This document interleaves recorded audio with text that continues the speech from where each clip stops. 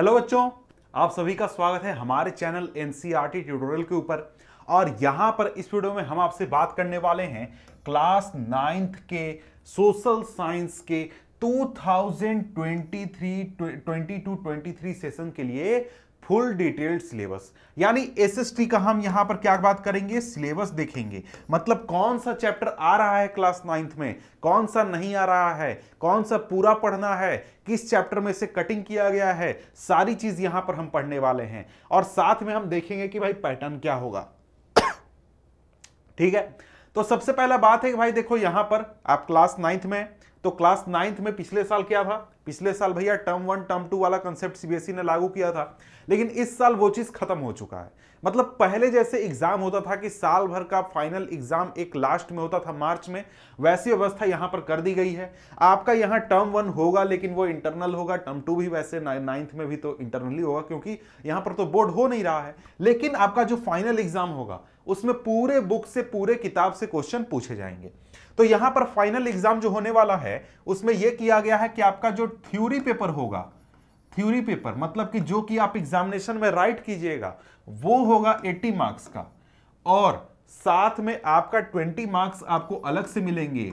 20 marks के लिए आपको या तो प्रोजेक्ट होगा, असाइनमेंट होगा, आपका यूनिट टेस्ट, क्लास टेस्ट होंगे, उससे आपको 20 मार्क्स मिलेंगे।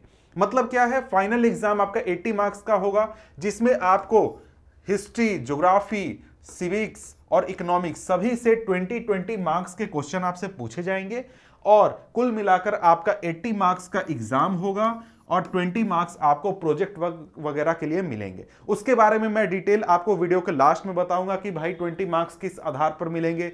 मैप वर्क भी मैं लास्ट में आपसे डिस्कस कर दूंगा।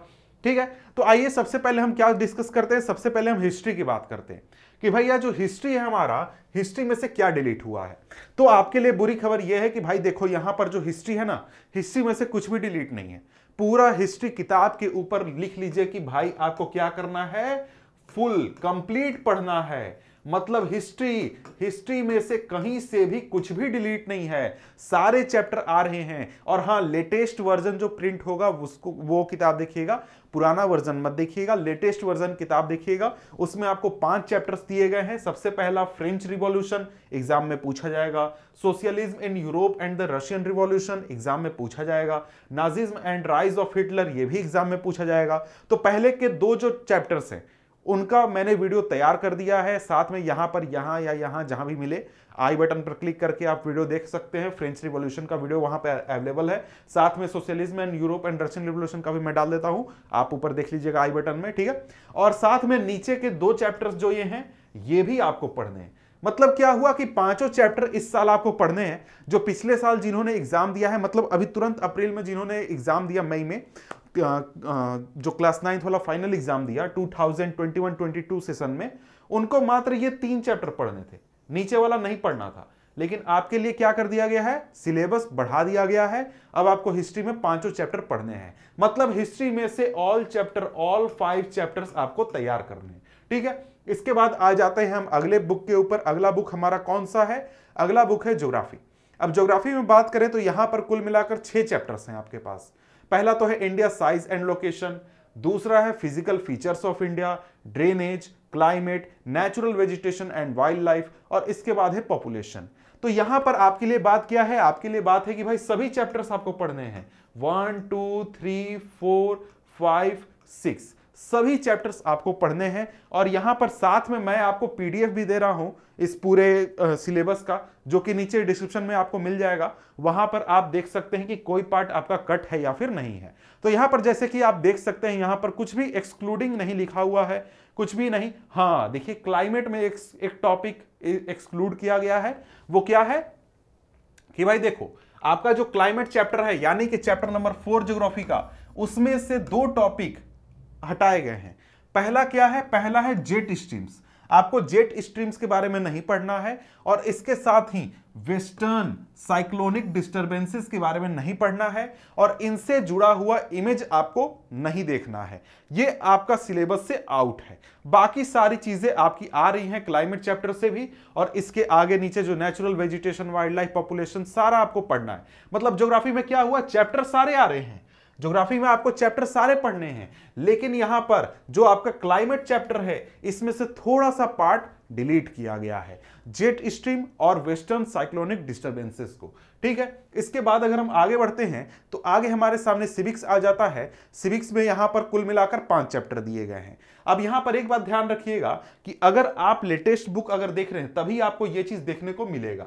मतलब क्या है? मतलब है कि पूरा पहले जो किताब आता था 2-3 साल पुराना अगर किताब देखिएगा आप तो वहां पर पहला चैप्टर ये नहीं है, पहला चैप्टर दूसरा है, डेमोक्रेसी इन कंटेम्प्रेरी वर्ल्ड करके चैप्टर है, तो वो अब नहीं है। ये आपका ये सिलेबस है लेटेस्ट प्रिंट वाला, आप एनसीईआरटी ही देखिए, उसमें आपको ये 5 चैप्टर्स मिलेंगे और सारे 5 चैप्टर्स आपके सिलेबस में आ रहे हैं।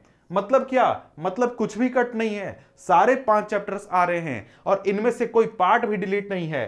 कैसे नहीं डिलीट है भैया? यहां देखो, यहां अगर देखो तो what is democracy, constitutional design, इसके बाद है हमारा electoral politics, working of institution, democratic rights, सारे 5 चैप्टर सिविक्स में भी आ रहे हैं। मतलब कुल मिलाकर क्या हुआ?